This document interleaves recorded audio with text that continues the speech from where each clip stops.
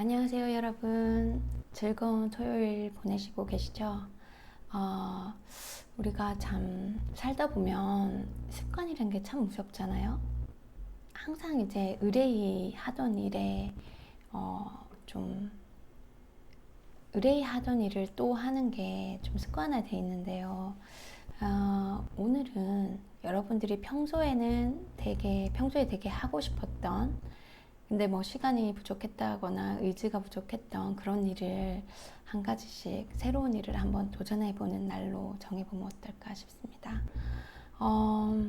저는 이제 정말 앞으로 기대하고 있는 새로운 일이, 뭐 여러분들 제 방송 꾸준히 보시면 이제 잘 아시겠지만, 이제 부산을 기점으로 모든 정당이 모여서 어떤 학습 연구 모임, 연구 동아리, 학습 동아리 같은 걸 좀 꾸준히 기획해 보고 싶고요.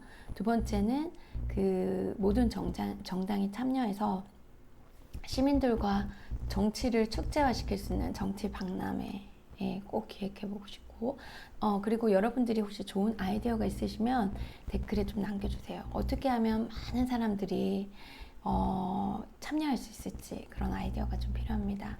그리고 세 번째는 청소년, 대학생, 어른들 할 것 없이, 성인들 할 것 없이 누구나 참여할 수 있는 그런 시민학교를 지역별로 다 이렇게 설립하는 것이 제 지금 새로운 일 구상하고 있는데요.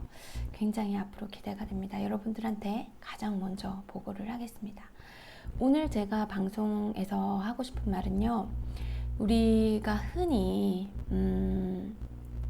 가지고 있는 5가지의 어떤 우리가 좀 깊이 사고하지 않고 그냥 조금 습관적으로 상식일 거라고 오해하는 것을 이제 영어로 myth라고 하잖아요. 그래서 그런 좀 약간 잘못된 고정관념에 대해서 5가지를 좀 짚고 넘어갔으면 합니다.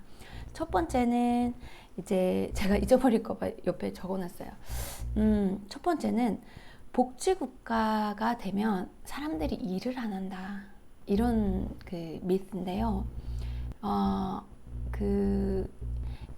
이런 잘못된 개념은 주변을 둘러보면 쉽게 답이 나옵니다. 제가 항상 얘기하는 스웨덴을 예를 한번 들어보겠습니다. 왜냐면 스웨덴이 복지국가 하면 가장 대표적인 나라이고, 예전에 1930년대, 40년대 그 프랭클린 루즈벨트 미국 대통령이 이제 앞으로 미국이 그 롤 모델로 삼아야 하는 국가는 이제 스웨덴이다 해서 스웨덴의 커미셔너를 보내서 이제 연구할 정도로 스웨덴은 이미 예전부터 복지국가로서 이름을 날려왔던 나라고요. 항상 스웨덴에서 하고 있는 그 복지 정책, 연금 개혁이라든지 이런 모든 사회적인 정책들은 전문가들의 항상 초점이 되죠. 그래서 많은 칭찬을 받는 것 같습니다. 이번 코로나 사태는 여러 가지 좀 다양한 설들이 많은데요. 일단 그걸 제쳐놓고라도 일단 복지 측면에서 본다면 스웨덴은 전 세계에서 정말 거의 내노라 하는 나라인 것만은 틀림없습니다, 여러분. 그러면 인구 1,000만의 그런 작은 스웨덴이 이제 예전에는 굉장히 차별이 많고 불평등하고 가난하고 부조리가 많았던 그런 사회에서 이렇게 전 세계가 부러워하는 복지국가가 됐는데, 그럼 그 나라 사람들이 일을 하지 않고 게을러졌을까요? 물론 일을 하지 않아도 기초연금 자체가 워낙 튼튼하게 연금제도가 돼 있어서 생계에 지장은 없다고 합니다. 노인이 될지라도. 그리고 본인이 원하지 않으면 집을 잃는 노숙자가 될 일도 없대요. 워낙 사회 안정망이 다 갖춰져 있어서.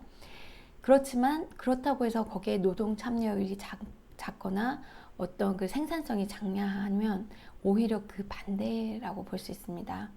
우리나라에 비해서 노동 참여율이 스웨덴이 훨씬 상위권에 있고요. 우리는 OECD 국가에서도 굉장히 하위권, 얼마 전에 제가 본 자료에 의하면 36개국 조사에서 우리는 30위였다고 합니다. 그러니까 우리나라는 정말 그 노동 시간이 가장 최악으로 긴 나라임에도 불구하고 생산성이나 그런 측면에서는 그렇게 높지 않은 것 같아요. 그리고 아무래도 뭐 주입식 교육, 창의력을 죽이는 교육도 뭐 한몫하고, 그리고 이렇게 명령하달식의 권위주의적인 문화, 그런 문화로 인해서 이제 사람들의 창의력이 말살되고, 그냥 뭐 공무원들 같은 경우 시간만 지나면 뭐 월급이 올라가고 안전하니까 그냥 시키면 시키는 대로 하는 그런 명령하다를 따르는 순종적인 문화, 그런 것들도 다 잘못이 있겠지만, 물론 기업도 어느 정도 그런 문화가 많이 잔재해 있을 거라고 생각됩니다. 그래서 그런 문화들을 고치지 않는 이상 한국에는 정말 생산성이나 창의력, 그리고 새로운 사업을 세계적으로 리드하는 그런 모험심, 창업, 이런 것들이 굉장히 뒤떨어질 텐데요. 그런 모든 지표에서 스웨덴은 앞장섭니다. 그리고 특히나 여성 정책 하나만 보아도, 여성들이 출산을 하고 결혼을 하고 양육을 하더라도 얼마든지 사회생활을 할 수 있는 그런 제반 사회적인 정책이 잘 돼 있기 때문에 여성들의 노동 그 참여도가 굉장히 높죠, 우리나라에 비해서. 그래서 전체적으로는 경제 성장에 복지 정책이 기여하는 선순환 구조가 되어 있습니다. 경제가 성장하지 않으면 그 복지 정책이 지탱이 되지 않겠죠. 가난한 나라에서 복지 정책을 추구할 수는 없잖아요. 그렇죠? 그러니까 경제를 성장시키고 노동을 향상시킬 수 있는 그런 현명하고 똑똑한 복지 정책을 하면 되는 겁니다, 여러분. 그래서 복지국가에서는 사람들이 게을러지고 일을 안 한다. 자, 이건 첫 번째 잘못된 관념이고요. 그리고 두 번째는 한국에는 진보와 보수 양당이 경쟁하는 구도다라고 이렇게 많은 언론인들도 그렇게 보도를 하고, 또 많은 국민들도 그렇게 오해를 하고 있는데요. 제가 한국의 정치를 더 관찰하면 할수록 이건 아니라고 생각합니다. 그래서 한국의 두 거대 양당은 그냥 보수 진영이 서로 경쟁하는 것처럼 보이는, 그러니까 실제로는 경쟁하지 않고 경쟁하는 것처럼 약간 그 김누리 교수님 표현에 의하면 연극하는 정치이다. 저는 그렇게 말씀드리고 싶습니다. 정말 중요한 사회적인 근본 문제는요, 반대하지 않는 것 같아요. 그래서 기득권을 보호하고 이 사회 차별, 그러니까 지표로도 알 수 있잖아요. 제가 예전 방송에도 얘기를 드렸지만, 이제 그 사회 그 불평등은 가면 갈수록 늘어나고 있습니다. 절대 줄어들고 있지 않습니다. 우리 정근대적인 주입식 교육 전혀 개선되고 있지 않습니다. 오히려 엘리트 집안 자녀들은 그냥 외국에 유학 보내면 그만이 있잖아요. 그렇게 생각하고 있는 것 같아요. 그리고 또 뭐 여러 가지 사회 안전망의 부재, 그리고 정말 산업재해에서 산업재해로 많은 그 일꾼들이 일을 하면서 돌아가시는 그런 부분도 갈수록 매년 늘어나고 있고, 자살률도 매년 늘어나고 있다고 합니다. 그리고 뭐 대학교 학비 이제 여전히 비싸고요. 뭐 제가 예를 들자면 오늘 하루 종일 방송을 해야 되는데, 정말 여러분들 여러분들 주변의 삶을 한번 둘러보세요. 그리고 뭐 중소기업을 좀 성장할 수 있게 대기업을 좀 규제한다든지 이런 것들, 그런 것들조차도 개혁되지 않고 있고요. 주변에 이제 제가 그저께 방송에도 말씀드렸는데, 폐지 주어서 몇천 원 버시려고 정말 인생을 즐기셔야 되는 노년기를 그렇게 힘들게 이 무더위 속에서, 땡땡볕 속에서 그렇게 폐지를 주고 다니는 분을 종종 만나지 않습니까, 여러분? 이런 모습을 보고 여러분들이 가슴이 아프지 않다면 여러분 자신에 대해서 한번 곰곰이 반성해 보아야 할 때입니다. 물론 여러분들 자신의 잘못은 아니에요. 어떻게 보면 이렇게 경쟁 속에 사회 안정망이 부재한 팍팍한 나라에서 살아남기 위해서 우리가 감정을 잃어가고 있는 건 아닌가 모르겠습니다. 우리나라는 정의라는 아주 근사한 문화가 있습니다, 여러분. 누군가가 누구 이웃이 당장 굶어 죽어갈 때 우리가 밥 한 끼라도 이렇게 대접할 수 있는 그런 문화, 우리 전통 문화, 그걸 저는 살려야 된다고 생각합니다. 그런 우리의 정의 문화가 갈수록 사라지는 게 참 가슴 아픕니다. 그건 잘못된 정치에서 비롯된 것일 수도 있어요, 여러분. 그래서 우리가 다 함께 정치인이 되어서 다 함께 우리 선진 정치로 다 함께 잘 사는 나라로 나아가면 저는 100% 확신컨대 우리의 그 아름다웠던 정의 문화가 정말 살아나고 서로 행복 지수가 진짜 뭐 북유럽 못지않게 탑으로 올라갈 수 있다고, 그런 잠재력이 있다고 저는 분명히 생각합니다. 우리나라 사람들의 많은 사람들이 그러잖아요. 이제는 너무 이기적이고 가족 이기주의, 개인 이기주의로 돼서 상대방을 그냥 경쟁자로 생각하는 그런 삶이 됐다고 하지만, 그건 정말 잘못된 사회에서 우리가 좀 기형적으로 변화되고 있지만, 우리나라 사람의 근본 가슴속 깊은 곳에서는 서로를 위하는 그런 따뜻한 정의 문화가 아직도 남아있다고 저는 믿고 있습니다, 여러분. 그래서 어쨌든 말이 길어졌는데, 한국의 진보와 보수가 경쟁한다, 이런 건 잘못됐다고 생각합니다. 세 번째, 미세먼지를 못 고친다. 미세먼지를 못 고친다. 많은 젊은이들조차도 미세먼지는 중국에서 반 이상이 오는데 우리가 중국보다 힘이 약한 나라인데 어떻게 미세먼지를 고치냐. 그냥 우리나라에서 이민 가는 방법밖에 없다. 앞으로 더 심해질 거고, 중국이 지금 쓰레기 소각장이나 공장을 더 지으려고 우리 쪽에 가까운 곳에 지금 200 몇십 개를 더 지을 계획을 세웠고, 우리는 앞으로 미세먼지 지옥에서 벗어나지 못한다는 그 좌절감이 많이 팽배해 있던데요.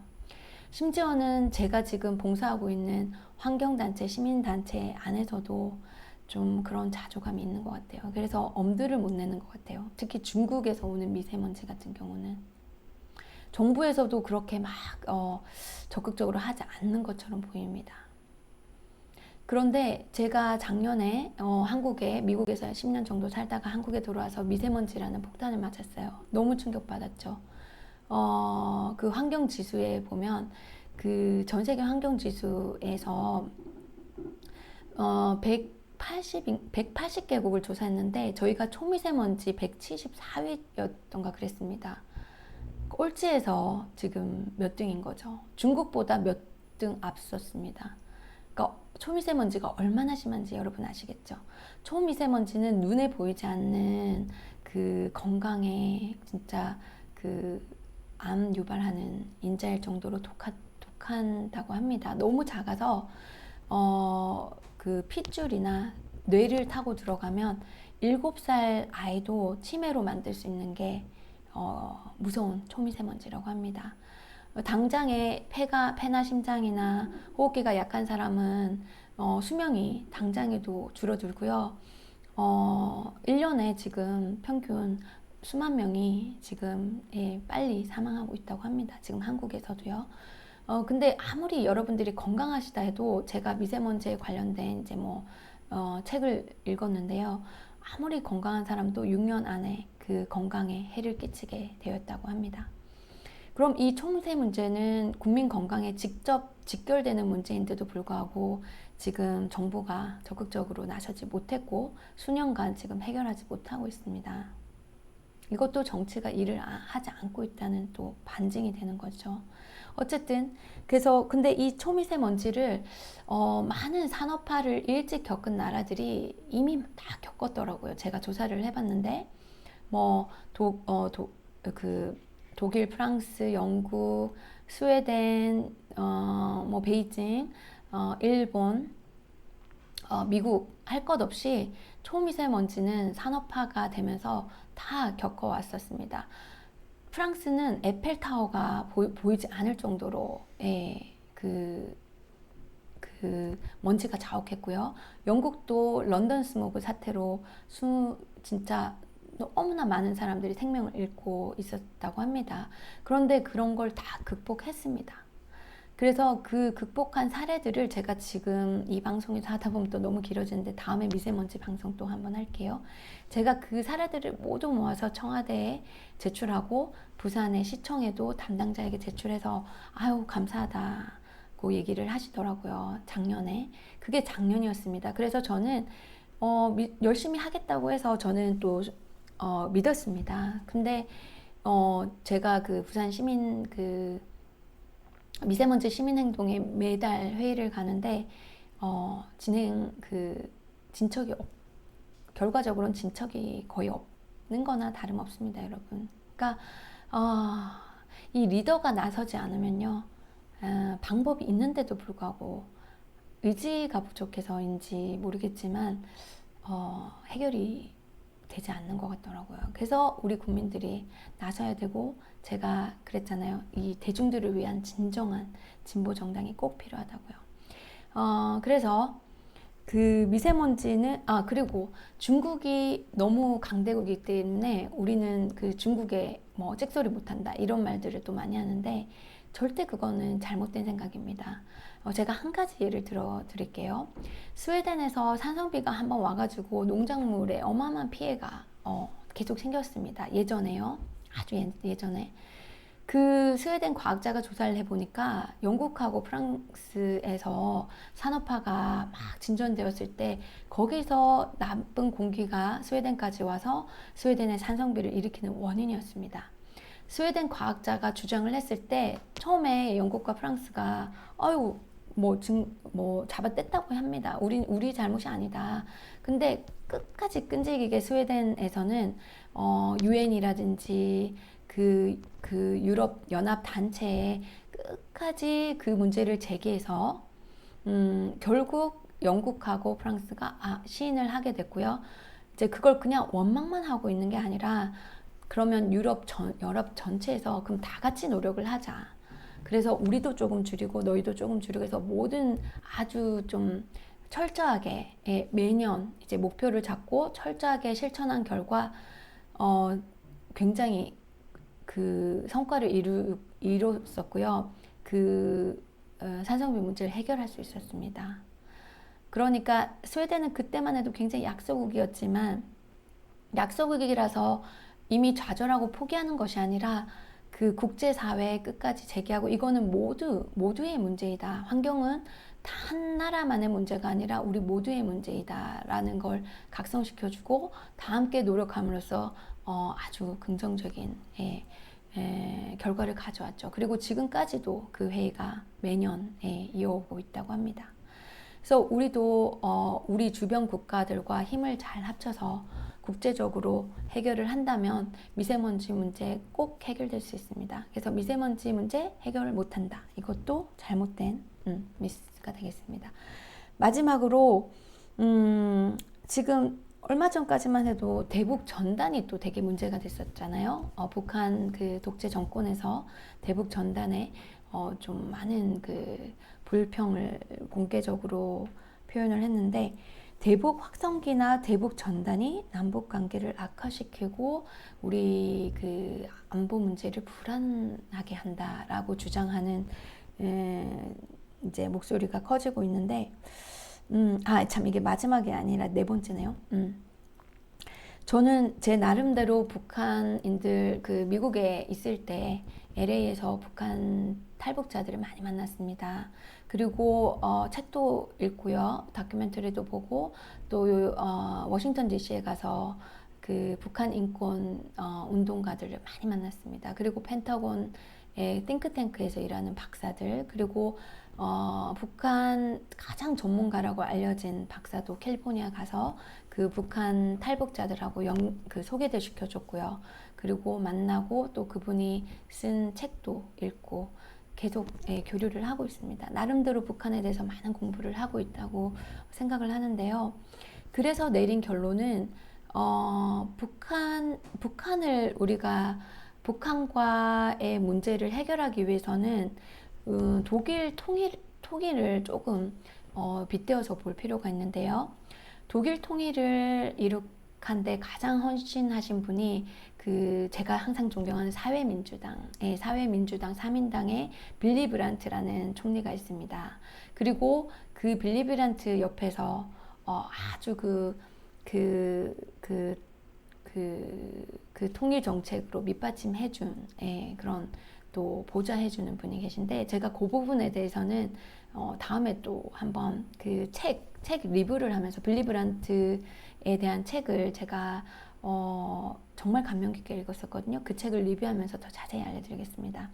그래서 이제 그 빌리 브란트 총리가 이제 물밑 작업을 할 때 강대국과에 다 연관이 돼 있잖아요. 독일도. 그렇지만 독일은 주인의식을 가지고 주체의식을 가지고 이제 한 목표를 가지고 그 주변 강대국들을 리드했습니다. 따라가는 게 아니라 리드하는 그런 모습을 보였었고요.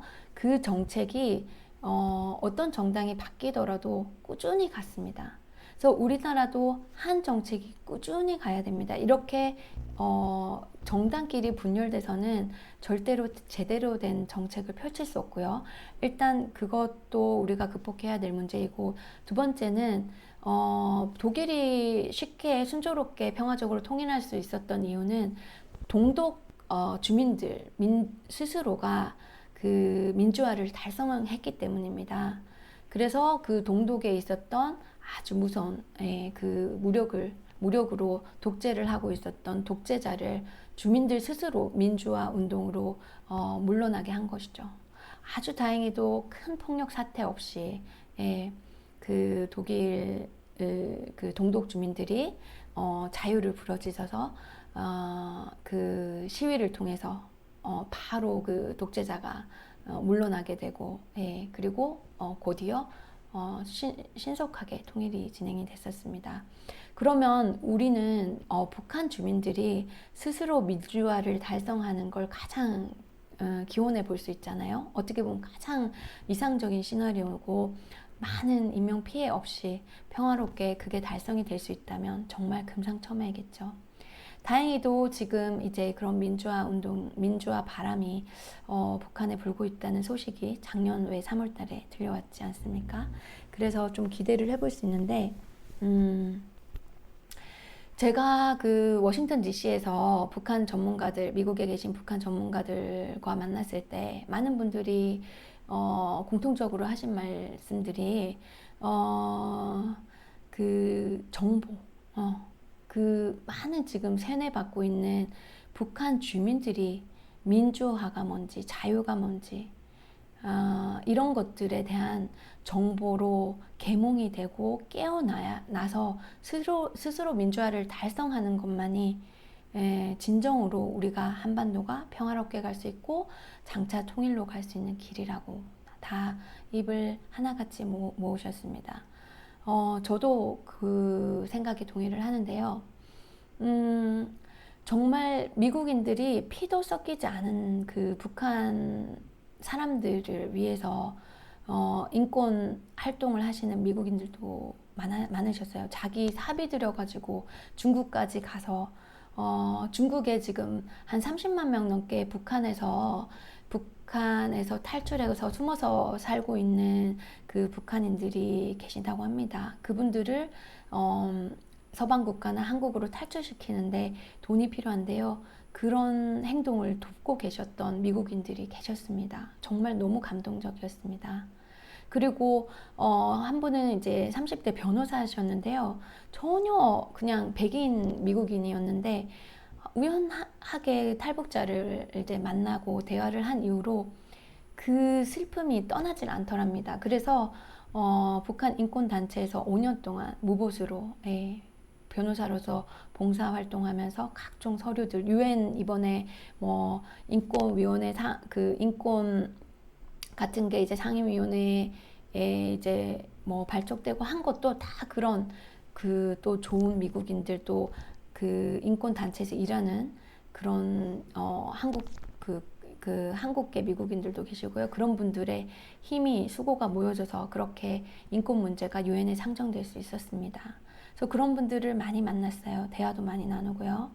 그래서 결국은 우리가 무력으로 북한의 독재 정권을 물리칠 수는 없기 때문에 국제법이 또 그 미국에도 그런 법이 있더라고요. 독재자가 아무리 자기 나라의 국민들을 정말 끔찍하게 사살하고 죽여도 미국에서 먼저 공격할 수 없는 또 법이 있다고 합니다. 참 좋은 법인지 나쁜 법인지 그 법에 문제가 많다고들 하는데요. 어쨌든 그래서 그러면은 과연 가장 효과적인 방법은 무엇인가? 아유, 죄송합니다. 효과적인 방법은 그 정보를 계속적으로 보내줘서 북한 주민들이 스스로 힘을 받을 수 있고 북한 주민들이 스스로 민주화를 하는 것에 우리가 지원을 해주고 그 전단이나 그런 면에서 대북 확성기라든지 전단 같은 것이 굉장한 도움을 준다고 합니다. 그래서 국제사회에서는 그 요즘 칩이라고 하잖아요. 그런 칩들을 쓰던 칩을 UBS라고 하잖아요. 그런 것들을 많이 기부를 해서 그런 것들에다가 정보를 보내서 또 북한 안으로 보내는 그런 운동도 벌어지고 그러고 있습니다. 그래서 이제는 인터넷은 이제 막고 있지만은 인터넷을 하는 인구가 조금은 있고요. 그 북한 정권하고 연관된 또 그 사람들한테 또 우리가 정보를 보내줄 수도 있는 것이고 유튜브 방송도 있더라고요. 북한 유튜브도 있고요. 홈페이지도 있고 근데 또 일반인들한테 가기 위해서는 또 요즘 한국 TV 뭐 드라마 뭐 영화도 볼 수 있다고 하잖아요. 그래서 치빙이나 뭐 이렇게 또 UBS 같은 걸 통해서 그런 정보를 자꾸 북한 주민들한테 넣어서 우리가 북한 주민들이 스스로 그 정말 그 엄청난 탄압에서 위험하지만은 그래도 민주화를 위해서 노력할 수 있게 우리가 도와주는 것이 가장 효과적이고 가장 빠른 길이고 가장 현명한 길이라는 저는 그런 믿음을 갖고 있습니다. 그래서 대북 전단이 아무 도움이 안 된다. 그거는 잘못된 미스라고 생각합니다. 물론 뭐 도움이 안 되는 대북 전단도 있을 수 있겠죠. 내용 면에서. 근데 내용이 좀 더 올바라야 된다는 건 인정하고 그리고 대북 전단을 남쪽에서 뿌릴 때 그 지역의 안전을 위해서 그런 조치는 충분히 적극적으로 우리 정부에서 해야 되겠지만 대북 전단 자체를 막는 것이 과연 우리 그 남북 평화를 위해서는 옳은 일이 아니라는 걸 저는 말씀드리고 싶었습니다. 그리고 마지막에 또 좀 잘못된 상식은요. 백신에 대한 맹목적인 추종입니다. 그래서 많은 분들이 이 백신은 그냥 백신이라는 말 자체에 안전하다라고 이렇게 결합된 것처럼 오해를 하시는데요. 진짜 예전에 우리가 태어나기도 전에 막 그런 전염병들이 돌 때 또 백신이 효과가 있었던 경우가 있었죠. 그렇지만 그 이후로 최근에 개발되고 있는 백신들은 그냥 이윤을 위해서 너무 성급하게 개발되고 또 그런 안전성 검사가 일반 제약회사의 약보다도 안전성 검사가 허술하다고 합니다. 그래서 미국인들이 백신 3분의 1이 백신을 맞지 않는다고 주장을 하고 그 백신으로 돈을 어마어마하게 벌고 있는 빌 게이츠조차도 자기 아이들 3명은 절대 백신을 맞추지 않는다고 하잖아요. 그래서 벡스트나 벡스트2라는 또 그 다큐멘터리가 이제 미국에서 큰 반향을 일으켰는데요. 여러분들도 꼭 보시기 바랍니다. 백신으로 인해서 사망하고 그리고 전신마비, 소아마비 여러 가지 건강에 문제를 일으킨 그 사례들이 그 다큐멘터리에서 너무 많았고 정말 저도 울면서 봤거든요. 그래서 여러분들이 백신은 무조건 나오면 맞아야지, 백신을 맞아야 된다, 무조건 100% 안전하다, 이렇게 오해하시면 절대 금물입니다. 그래서 무슨 뭐 약이든 백신이든 뭐 아무리 좋다는 뭐 한약이든 항상 의심을 하고 또 100% 안전성이 있다는 확신이 될 때에만 여러분들이 꼭 몸속에 그러니까 뭐 아무리 옆에서 뭐 심지어 의사가 좋다고 해서 이제 보통 넥스트 다큐멘터리를 보면 의사들이 계속 맞으라고 해서 맞은 경우거든요. 스스로 찾아서 맞은 경우는 없어요. 본인들은 좀 우리 애한테 왜 이런 걸 맞춰야 되지 했는데 의사가 뭐 자궁경부암 백신 같은 경우도 그러면 나이 들어서 자궁암 걸리면 좋겠냐 이런 식으로 얘기를 하니까 무서워서 맞아서 이제 정말 하반신 마비가 된 여자아이들도 되게 많았고요. 그래서 여러분들이 그 다큐멘터리는 진짜 꼭 봤으면 좋겠습니다. 그래서 우리나라 대한민국 분들이 백신에 대한 좀 경각심을 가져야 된다고 생각합니다. 아무리 코로나 사태가 무섭고 아무리 바이러스가 무섭다고 해도 백신에 있어서 맹목적으로 추정하고 백신이 나오자마자 그냥 맹목적으로 맞는 건 정말 하셔야 됩니다. 정말 두고두고 후회할 수가 있습니다.